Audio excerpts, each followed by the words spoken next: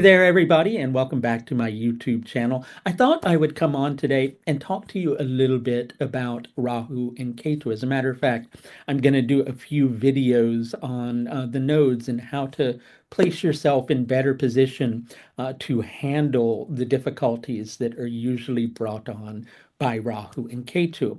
So Rahu, for those of you who don't know, is the north node of the moon. K2 is the south node. We're not going to go too deeply into what those mean. There's tons of videos that are out there. You can find tons of videos on my channel. If you go and search on Rahu and Ketu, you can find tons of information.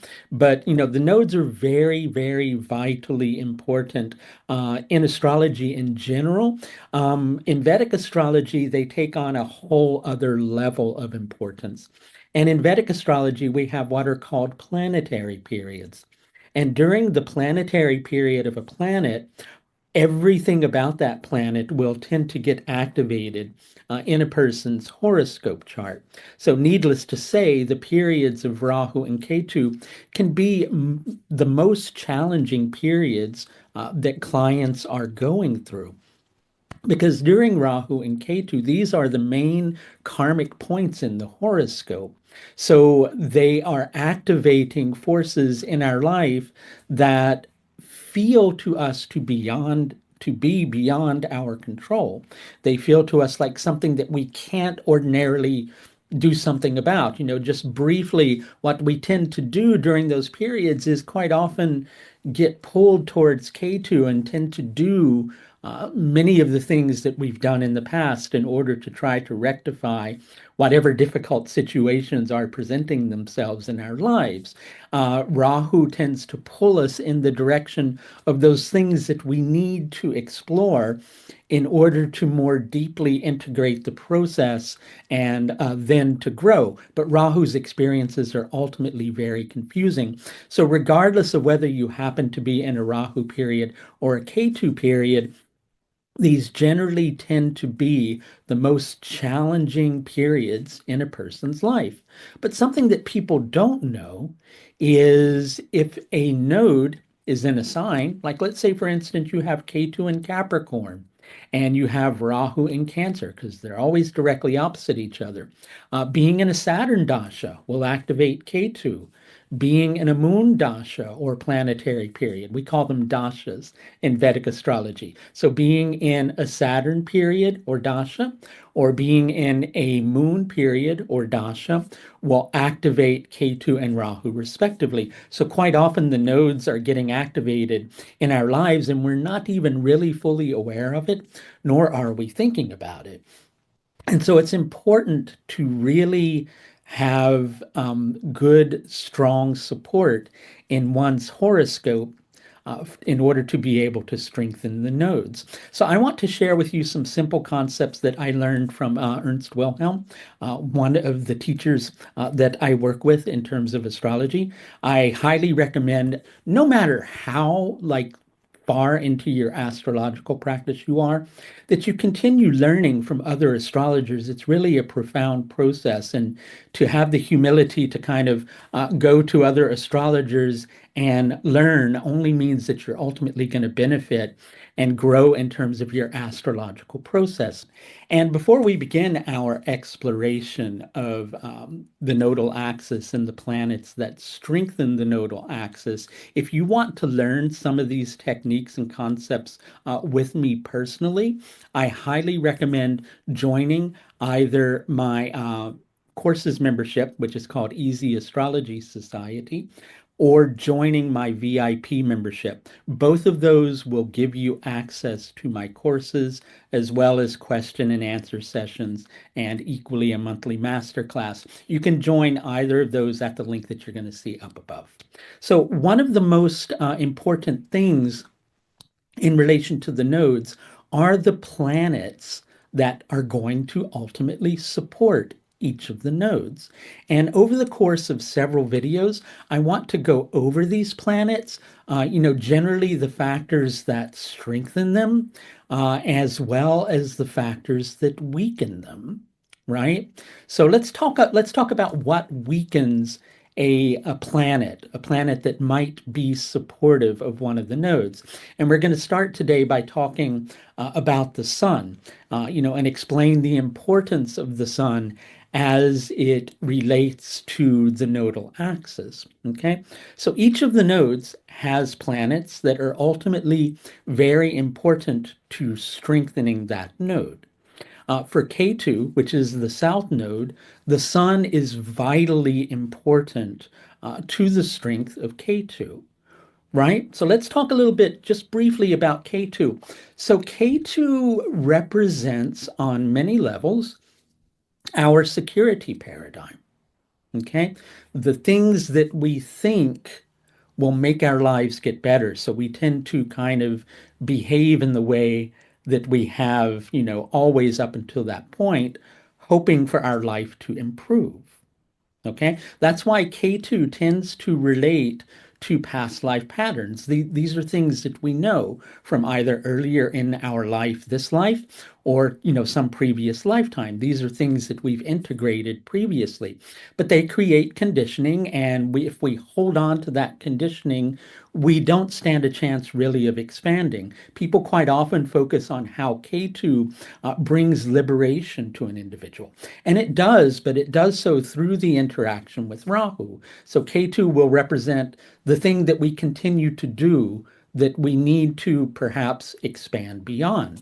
Rahu's job is to pull us in the opposite direction and to cause us to explore beyond our comfort zone so that we grow and so that we elevate our consciousness. And the way our consciousness becomes elevated is by the integration of the processes that Rahu tends to put us through. So we take the processes of Rahu, we bring it back to Ketu, which gives us ultimately that stability or that security or that point of reference, and we integrate the new things that we've learned, and we expand our growth beyond the initial conditioning that we have been more prone to a new way of looking at things. Ultimately, in the future, that particular way of looking at things will also uh, reach a point where we're in need of further expansion. And that's just generally how it tends to go.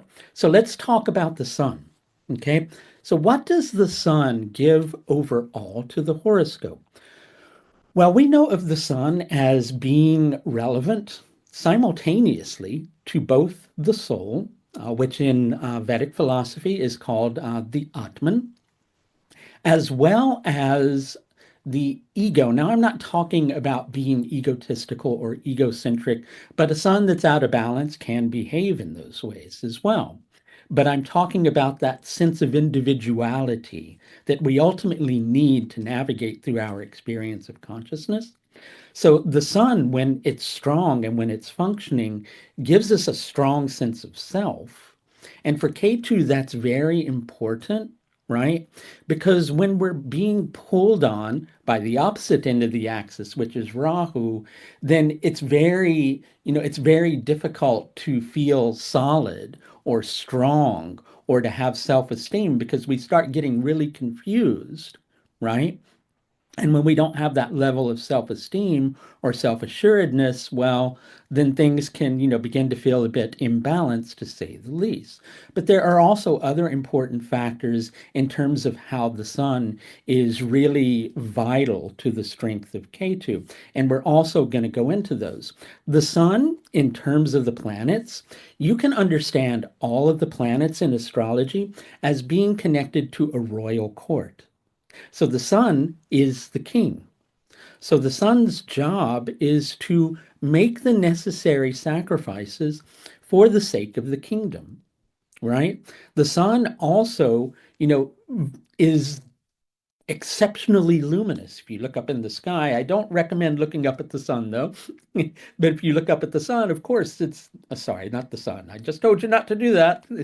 If you look up at the sky, what you're going to notice is the sun just illuminates everything, right? So the sun is also our inspiration, those things that give us a drive, those things that give us, the creative push to sacrifice things that don't fit in our life and that are in the way of our development and to explore the things and shine light on the things that are ultimately going to illuminate us further and elevate our consciousness. So these are reasons that the sun is very vital to Ketu. We can't elevate our consciousness without a really, decently strong sun, which doesn't mean if your sun's weak, you're cursed and you're just going to be an idiot the rest of your life. It doesn't really work that way. It just means that your job is to learn how to strengthen your sun. So what things weaken the sun, first of all? There's a concept called the Logitati avastas. We're not going to go deeply into those. I'm just going to kind of explain the concept very simply to you, which is if you learn your planetary aspects as they relate to Vedic astrology, planets that aspect the sun that are enemies to the sun, such as Venus, uh, and Saturn, are ultimately going to weaken the sun. Or if the sun is joined Venus or Saturn, the sun will be weakened. Or interestingly enough, and this is one people maybe don't know, if the sun is in Taurus, Libra, Capricorn, pardon me, or Aquarius, the sun is equally going to be weakened by being in those places. The reason being is when a planet is in the sign of an enemy, it gets weakened by that enemy. And this is called starvation in astrology. With the Logitati Avastas, there's loads of other ways that a planet can get weakened, but we're not going to go into those. I just want you to have some simple concepts. So if you've got the sun in Taurus, or if you've got the sun in Libra, then you can be prone to starvation from Venus. And so that can impact the strength of your sun. Now, there are factors that tend to ameliorate that and make it so that that doesn't happen. For those, I highly recommend that you seek out a professional consultation. I'd be more than happy to work with you if you want to schedule with me. You can do that through the link that you see above. Okay, but also when planets are planetary aspected by an enemy or join with an enemy, those factors also weaken the planet, in this instance, the sun. Any aspect from Venus or Saturn to the sun is ultimately going to weaken the sun. It's going to starve the sun. Now, most people know of the full strength aspect of the planets. In short, planets are always aspecting each other unless they're in adjoining signs. Planets are going to be aspecting each other, and it's judged on a strength scale. But just to make it simple, you can know very simply by looking at your chart if you have Saturn opposing the sun or Venus opposing the sun, then your sun's going to be starved as well. And so this makes it hard for the sun to feel like it's easy to make the necessary sacrifices that it needs to make in order to be able to grow and in order to be able to feel like it has a strong sense of self-assuredness to begin to explore beyond its comfort zone, which ultimately is very important in terms of the interplay between Ketu and Rahu. So let's also talk about planets that strengthen the sun. So just as the enemies of a planet will weaken a planet, the friends of a planet also delight a planet, right? We have starvation and we have delight. So the moon forming an aspect to the sun or joining the sun, or Mercury forming an aspect to the sun or joining the sun, or Jupiter forming an aspect to the sun or joining the sun, or Mars forming an aspect to the sun or joining the sun, is going to strengthen the sun. Okay. Now, it's better if it's an aspect than it is the planet joining, because if it's joining, then the sun also can create problems for that other planet. But we're mainly focused on the sun and strengthening the sun. And in the next videos, we'll go into the other planets that are vitally important for the strength of Ketu and Rahu. And just like before, if a planet is in a friend sign, so if Sun is in Cancer, it can equally get delighted by the moon. If the sun is in Aries or Scorpio, it's going to be strengthened by Mars. The sun's exalted in Aries, so that will place it in another state, which is called Garvita or Proudavasta. In Scorpio, it's going to be delighted by Mars, though. And the sun in Pisces or in Sagittarius is also going to be strengthened by Jupiter. And any planet joined Jupiter is going to naturally be strengthened. And any planet joined Saturn is going to naturally be starved. So things that weaken a planet are being joined, aspected, or in an enemy sign or joined with Saturn. Things that strengthen a planet are being in a friend sign, being aspected by a friend, or being joined by a friend. Now, the latter is a little more difficult when it comes down to the sun, because the sun will tend to create problems for that other planet. But we're concerned primarily today about the sun. So, having a good, strong sun is very vital to navigating this experience of consciousness that we're all going through.